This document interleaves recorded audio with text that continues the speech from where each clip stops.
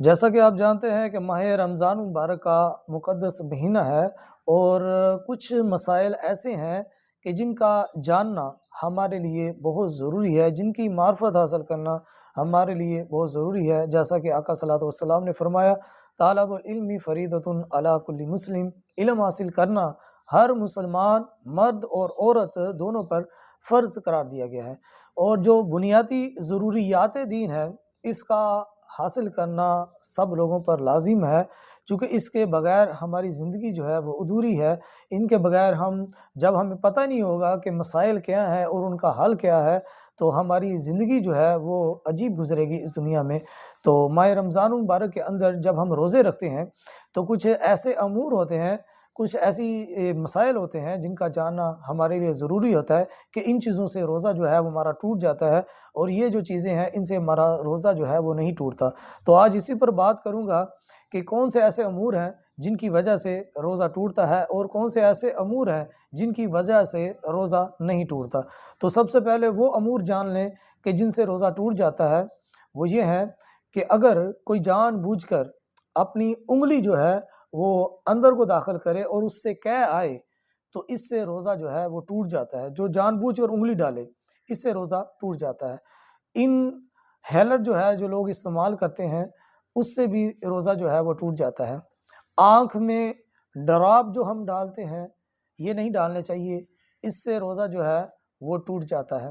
ناک کے اندر اگر کوئی چیز اندر چلی گئی تو اس سے بھی روزہ جو ہے وہ ٹوٹ جاتا ہے۔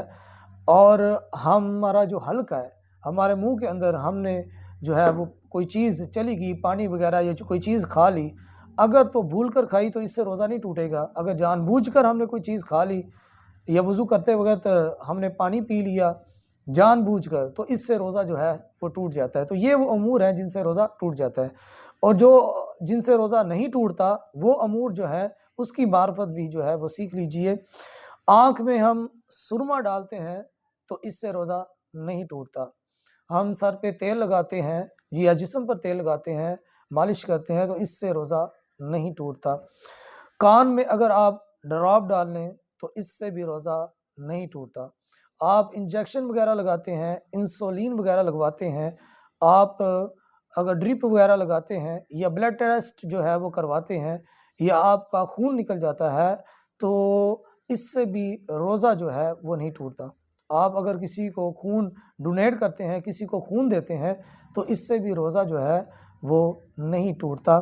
اگر آپ جا رہے ہیں تو مٹی اگر کافی دھول اڑ کر آپ کے اوپر آ جاتی ہے تو وہ آپ کے اندر داخل ہو جاتی ہے سانس کے ذریعے، منہ میں یا ناک کے ذریعے، تو اس سے بھی روزہ نہیں ٹوٹتا۔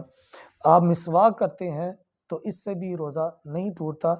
برش جو ہے وہ نہیں کرنا چاہیے، اس سے روزہ ٹوٹ جاتا ہے۔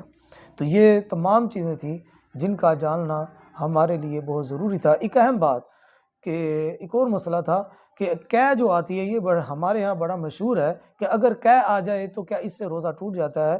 اگر تو وہ جو میں نے پہلے بات بتائی، اگر انگلی ڈال کے جان بوجھ کر قے کریں گے تو اس سے روزہ ٹوٹ جاتا ہے، اور اگر ویسے خود بخود قے آ جائے تو اس سے روزہ نہیں ٹوٹتا۔ اللہ تعالیٰ سے دعا ہے اللہ تعالیٰ ہمیں ان چیزوں پر عمل پیرا ہونے کی توفیق عطا فرمائے۔